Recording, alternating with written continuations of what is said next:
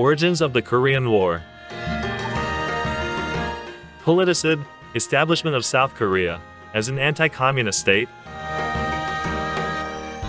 When American troops landed in Korea south of the 38th parallel, what did they find? And what did they do?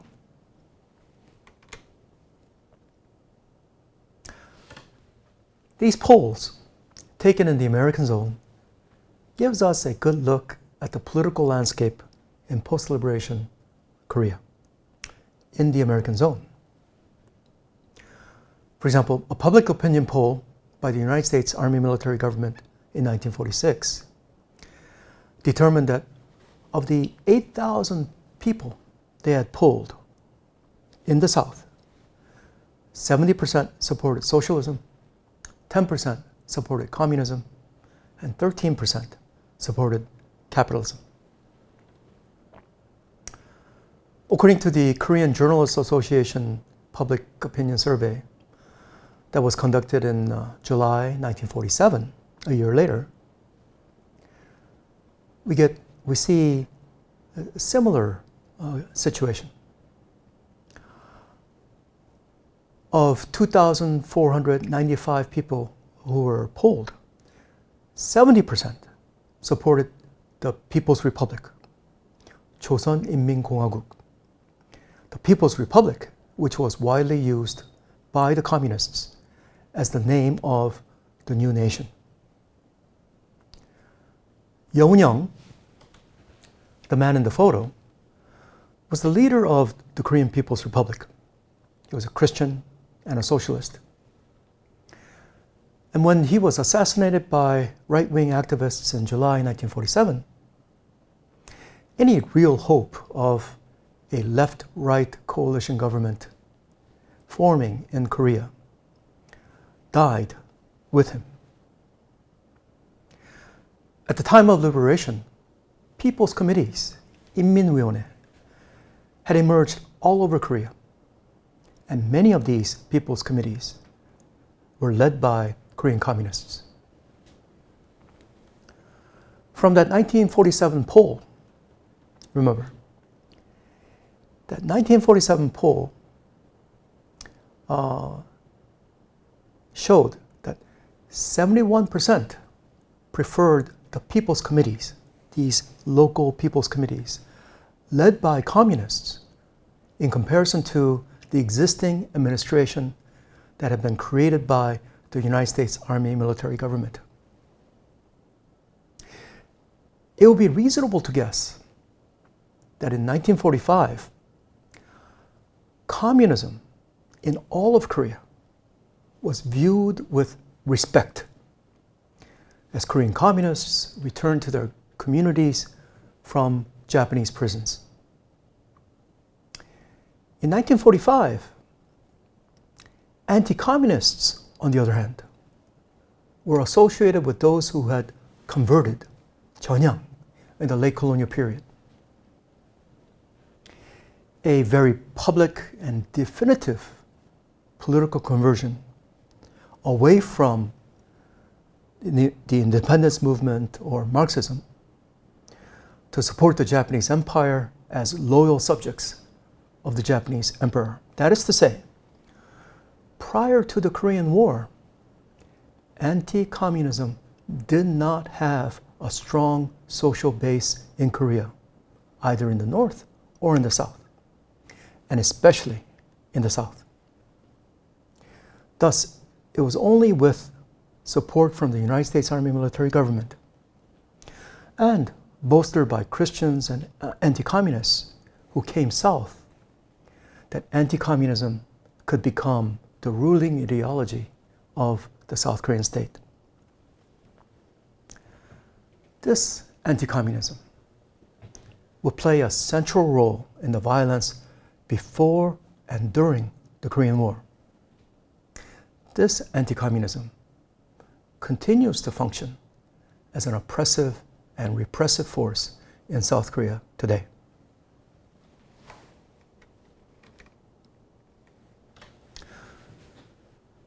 In this kind of situation, in this context, the trusteeship agreement that had been reached between the United States and the Soviet Union posed a threat to anti-communists in Korea.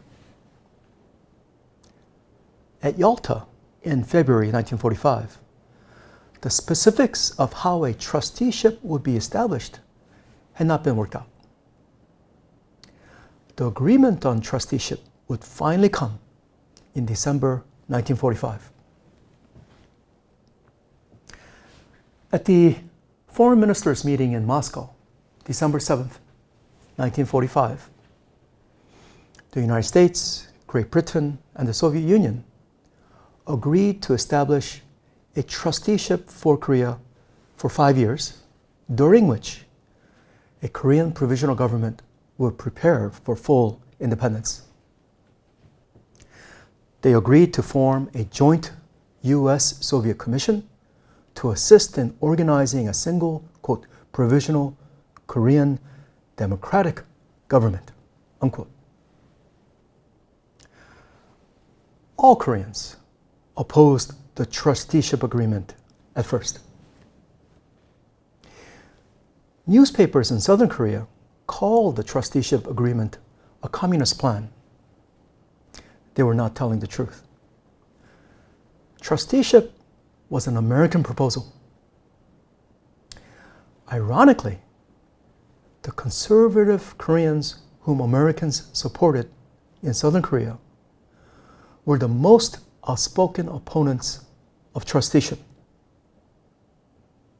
On the other hand, the Korean communists were the ones who supported the trusteeship agreement. The idea that Americans and the Russians would control the process that would lead to the establishment of a sovereign and independent Korea was insulting to probably all Koreans. But aside from that essential and emotional issue, there were political calculations as well. Kim Gu, for example, a right-wing nationalist and leader of the Korean provisional government that had been based in China, Kim Gu opposed trusteeship because it would reduce the Korean provisional government to a political party and deny the KPG's fundamental mission of organizing the elections that would establish a sovereign government in Korea. Conservatives like Syngman Rhee had other calculations. With the Soviet Union having an important role in establishing a provisional government, Syngman Rhee knew that there would have to be land reform, and those who had actively supported the Japanese Empire would not be allowed to maintain positions of power and influence in Korea. That would mean that the Korean government to be established by the joint US-Soviet Commission would be, from the beginning, left-leaning, and once the Soviet and American forces leave, leftists would come fully into power. Thus, by December 1946, Syngman Rhee was calling for the establishment of a separate state in the American zone, as indicated in this December 1946 New York Times article. This is one of the reasons why historians like Professor Kang Man-gil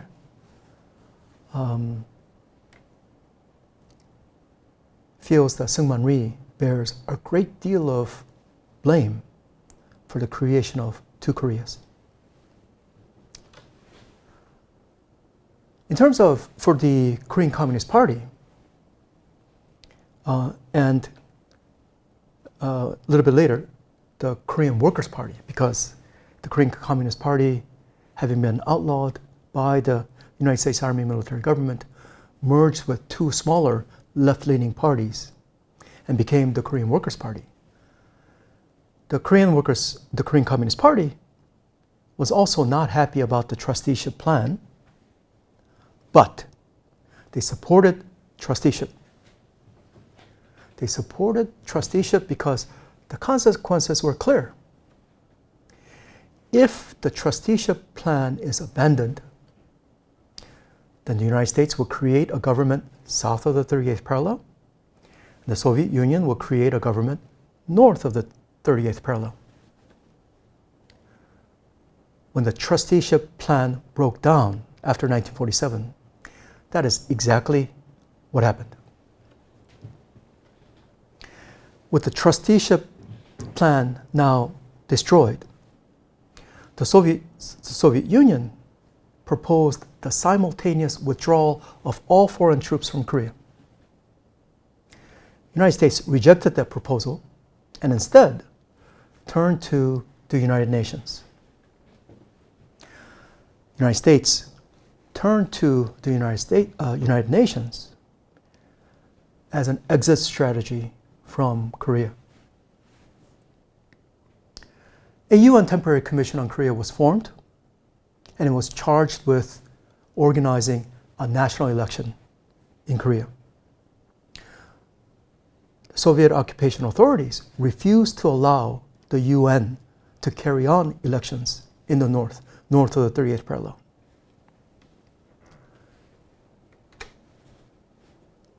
The question then came down to whether the UN Temporary Commission would organize an election in the South alone. Canadian and Australian representatives on the UN Temporary Commission, UNCTAD, opposed having elections in the South alone. Because if you have elections in the South alone, it will create a government in the South alone. Inevitably, that would lead to the creation of a government in the North alone, with the likelihood that the two governments thus formed would both claim sovereignty over the whole of Korea. That fear became a reality. In spite of bitter opposition from Koreans across the political spectrum, from communists on the left to moderates like Kim Gyu-shik, to right-wing conservatives like Kim Gu, in spite of the opposition and the boycott, the United States pushed the UN Temporary Commission to go ahead with elections just in the South. On the island of Jeju, there was a mass movement, an uprising against the elections. Right-wing youth groups then, like the Northwest Youth Corps, Seobuk Cheongnyeondan, and police from the mainland, and the constabulary, the nascent South Korean army, the constabulary under American military command, they were sent to Jeju Island. And these right-wing youth groups, police, and the South Korean constabulary then waged counterinsurgency operations that massacred at least 30,000 people on the island of Jeju. Before the Korean War then, in the revolutionary, counter-revolutionary struggles in southern South Korea of the interwar years, that is, from 1945 to the outbreak of the Korean War in 1950, at least 100,000 people were killed in southern Korea. And the vast majority of those 100,000 were killed by South Korea's security forces. Korea after liberation was in a revolutionary situation. Recall that in the 1946 poll conducted by the United States Army military government itself, 70% had supported socialism and 10% had supported communism. That 80% that 80% of the population in Southern Korea, what did they want?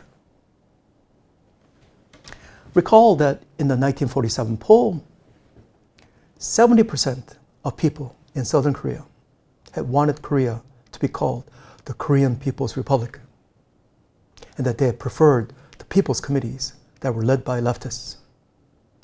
What did they want? At the very least, land reform.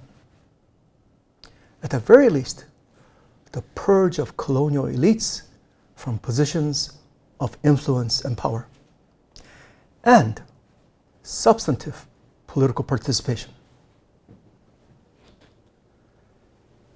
In the American zone, that did not happen. Land reform did not happen. Colonial elites were not purged from positions of influence and power. And substantive political participation was blocked.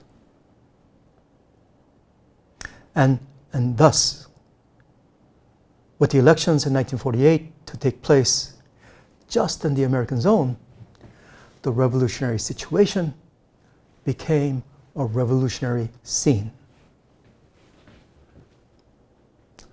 One thing to keep in mind, the UN Temporary Commission placed on record this opinion, that the National Assembly created by the 1948 election is, quote, acceptable as an elective body for consultation purposes, but it is not the national government of the whole of Korea.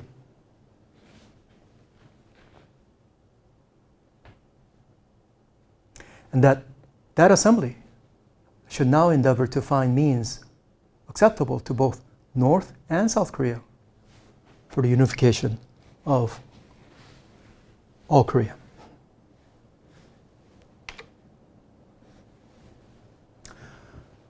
In the north of the 38th parallel, Soviet occupation authorities had an easier time. With some exceptions, the Soviet occupation authorities worked with people's committees that had sprung up all over Korea soon after liberation. Historians like Susie Kim, who have looked deeply into the archives of captured North Korean documents, describe revolutionary transformation in Northern and North Korea during this 1945 to 1950 period as having mass support and mass participation. Historians like Susie Kim acknowledge that the Soviet occupation authorities wanted to mold the emerging North Korean state, that the Soviet occupation authorities played a decisive role in drafting the constitution, and that the Soviet occupation had played a key role in forming institutions like the Korean People's Army and the training of party cadres. But in her reading of that archive, letters, diaries, personnel files, minutes of meetings of various organizations, education materials, newspapers, magazines, court documents, photographs, in her reading of this vast archive that's held near Washington, D.C., Susie Kim shows that the revolutionary transformations of everyday life of local villages in the North was something, quote, that no Soviet officials could have orchestrated, unquote. Thus, if we look at publications like Choson Yasong, Korean Women, a writer described changes in women's attitudes and bodily practices, for example, in a small village in northern Korea. The writer says, "When I entered this village, the chairwoman of the Women's League greeted me, readily putting forth her hand first. When had shaking hands without any awkwardness become a habit for women in their 40s in such an isolated village? This writer went on to describe, quote, women standing up, speaking in public, shaking hands, and going to school, unquote. It should be said that North Korea prior to the Korean War is very different from North Korea today. It should also be said that South Korea before and during the Korean War is very different from South Korea today. Today, South Korea is a democracy. In the North, from 1945 to 1950, there was a revolution that transformed society. Feminism was an important part of this revolution. And of course, the overturning of existing class structure.